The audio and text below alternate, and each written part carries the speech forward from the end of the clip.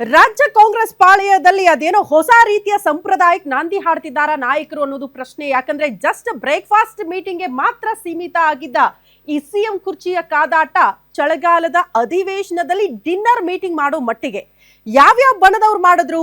ಈ ಹಿಂದೆ ಸಿಎಂ ಸಿದ್ದರಾಮಯ್ಯನವರ ಆಪ್ತರ ಜೊತೆಗೆ ಒಂದು ಡಿನ್ನರ್ ನೆಪದಲ್ಲಿ ಮೀಟಿಂಗ್ ಆಯ್ತು. ನೀವು ಮಾಡಿದ್ರ ನಾವು ಕೂಡ ಮಾಡ್ತೀವಿ ಅಂತ ಡಿಸಿಎಂ ಡಿಕೆ ಶಿವಕುಮಾರ್ ಬಣದವರು ಕೂಡ ಡಿನ್ನರ್ ನೆಪದಲ್ಲಿ ಮೀಟಿಂಗ್ ಮಾಡಿದ್ರು. ಇಷ್ಟಕ್ಕೆ ಸಾಲದು ಅಂತ ಬೆಳಗಾವಿಯ ಸಾಹುಕಾರ ಸತೀಶ್ ಜಾರಕಿಹೊಳಿಯವರ ನೇತೃತ್ವದಲ್ಲಿ ಅವರ ಆಪ್ತರನ್ನ ಒಟ್ಟುಗೂಡಿಸಿ ಡಿನ್ನರ್ ನೆಪದಲ್ಲಿ ಮೀಟಿಂಗ್ ಮೇಲೆ ಮೀಟಿಂಗ್ ಮಾಡ್ತಾನೆ ಇದ್ದಾರೆ. ಹಾಗಾಗಿ ಈ ಮೀಟಿಂಗ್ ನ ರಹಸ್ಯ ಏನು, ಉದ್ದೇಶ ಏನು, ಆ ಕುರಿತ ಒಂದು ಸ್ಪೆಷಲ್ ರಿಪೋರ್ಟ್ ಇಲ್ಲಿದೆ ನೋಡಿ.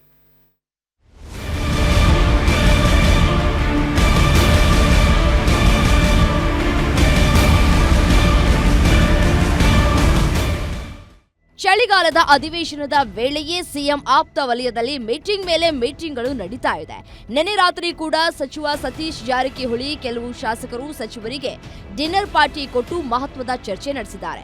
ಬೆಳಗಾವಿಯ ಕುವೆಂಪು ನಗರದಲ್ಲಿರುವ ಸಚಿವ ಸತೀಶ್ ಜಾರಕಿಹೊಳಿ ನಿವಾಸದಲ್ಲಿ ಶಾಸಕರಿಗೆ ಔತಣಕೂಟ ಆಯೋಜನೆ ಮಾಡಿದ್ರು. ಸಚಿವ ಸಂಪುಟ ಸಭೆ ಮುಕ್ತಾಯ ಬೆನ್ನಲ್ಲೇ ಸುವರ್ಣಸೌಧದಿಂದ ನೇರವಾಗಿ ಸಿಎಂ ಸಿದ್ದರಾಮಯ್ಯ, ಎಚ್ಸಿ ಮಹದೇವಪ್ಪ, ಜಮೀರ್ ಅಹ್ಮದ್, ಎಂಸಿ ಸುಧಾಕರ್, ಶಾಸಕ ಪೊನ್ನಣ್ಣ ಡಿನ್ನರ್ ಸಭೆಯಲ್ಲಿ ಭಾಗಿಯಾಗಿದ್ರು.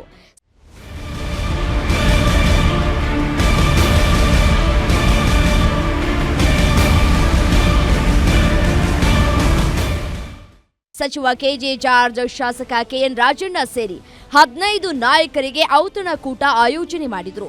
ಕೇವಲ ಕೆಲವೇ ನಾಯಕರು ಡಿನ್ನರ್ ಮೀಟಿಂಗ್ನಲ್ಲಿ ಭಾಗಿಯಾಗಿದ್ರು. ಇನ್ನು ರಾತ್ರಿ 10:15ಕ್ಕೆ ಆಗಮಿಸಿದ ಸಿಎಂ ಸಚಿವರು ತರಹೇವಾರಿ ಖಾದ್ಯ ಆಹಾರ ಸೇವಿಸಿದ್ರು. ಇನ್ನು ಅನಾರೋಗ್ಯ ಹಿನ್ನೆಲೆಯಲ್ಲಿ ಸಿಎಂ ಸಿದ್ದರಾಮಯ್ಯನವರಿಗೆ ಸಸ್ಯಾಹಾರ ಊಟದ ವ್ಯವಸ್ಥೆಯನ್ನ ಕೂಡ ಮಾಡಿಸಿದ್ರು. ಸಿಎಂ ಸಿದ್ದರಾಮಯ್ಯನವರಿಗೆ ಅನಾರೋಗ್ಯ ಹಿನ್ನೆಲೆ ಬೇಗ ಊಟ ಮುಗಿಸಿ ತೆರಳಿದ್ರು. ಅವರ ಜೊತೆ ಜಮೀರ್ ಅಹ್ಮದ್ ಖಾನ್, ಮಹದೇವಪ್ಪ ಕೂಡ ಸಿಎಂ ಕಾರ್ನಲ್ಲೇ ತೆರಳಿದ್ರು. ಜಿ ಪರಮೇಶ್ವರ್ ಜೊತೆ ಸತೀಶ್ ಜಾರಕಿಹೊಳಿ ಹಲವು ಚರ್ಚೆಗೆ ಮುಂದಾದ್ರು.